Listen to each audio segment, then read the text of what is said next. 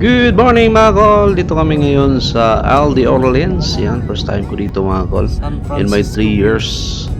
Ngayon lang ako makapunta dito. Yan, dalaan kami sa tulay. Papuntang isla.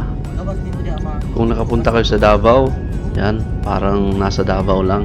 Kasi harap niya, isla. Parang Samal. Napakaganda dito. Tanaw mo yung buong city mula sa tulay. At si Madam nga pala ang driver natin ngayong araw. Yan, at dito na kami sa kabilang dako mga kol.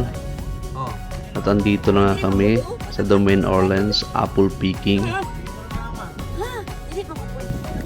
Yan, meron ding mga laruan dito.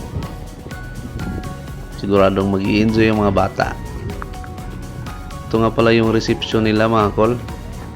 Merong mga iba't ibang klaseng binibenta.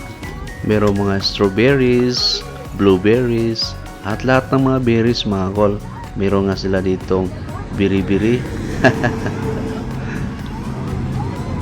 Ito nga pala yung presyohan dito mga kol, at ang pinakamalit na supot, $27. Yan, nagbayad na nga si brother. At pinakamalit ang binili niya. Ako din. Pagdating nga namin sa dulo mga kol, nakita agad ni Jilo yung mga laruan. Yan, nakapag-slide agad. At nagbaon na rin kami ng pagkain mga kol, kasi halanganin na rin ng oras ng pagpunta namin. Bago kami nag-apple picking, kumain muna kami kasama ang mga buong pamilya. Meron din nga pala ditong manok mga kol. Yan, so lahat ng mga lokal dito is talagang love na love nila yung mga manok. At dahil nga sa ganda dito ng lugar mga kol, di ko talaga napigilan magpalipad ng drone. At buti na nga lang, nadala ko yung drone ko.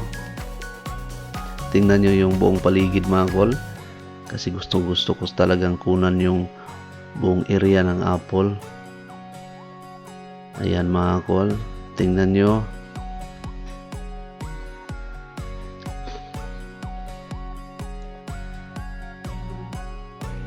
At mula nga dito sa anggulo na to, abay kita-kita mo yung Montmorency Falls. At kitang-kita mo rin yung tulay. Napakaganda dito mga kol. Kahit na medyo mahal yung binabayaran mo, i-enjoy mo naman yung view. Hindi ka rin naman lugi. Yan nga pala yung paligid ng apple area mga kol. Napaka-green yung paligid. At napakalaking isla pala nito mga kol.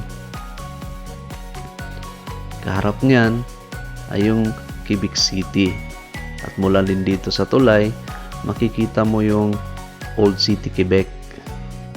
Napaka-green ang paligid dito mga kol. At napapansin nyo, kunti lang pala ang nakatira dito.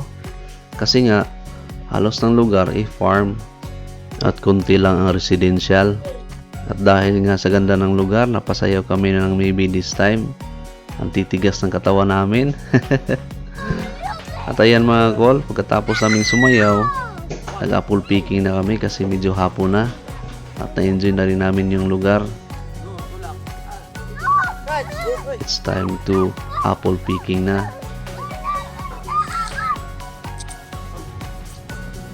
At tinikman nga natin yung halos lahat ng puno mga kol. At yung iba maasim pa. At yung iba naman pwede na. Yan nga, kumagat tayo ng isa. Pero iba ang lasa. Tapon na natin yan. Yan nga si Jilo. Habang nag-apple picking kami, panay laro naman. Medyo may mga pula na mga kol. At medyo hilaw-hilaw pa. At ito nga, medyo mapula na. Kaya kinuha ko na. Baka kunin pa ng iba. Medyo matamis na to mga kol, kaya pwede na. At ginaya ko nga ang sayaw ng anong tawag nito. At yan mga kol, pauwi na nga pala kami. At mula nga pala dito sa tulay mga kol, tanaw na tanaw mo yung Montmorency Falls na napakaganda. Napakalaki nito mga kol kung nasa malapit ka. Yan, napakaganda ng Montmorency talaga.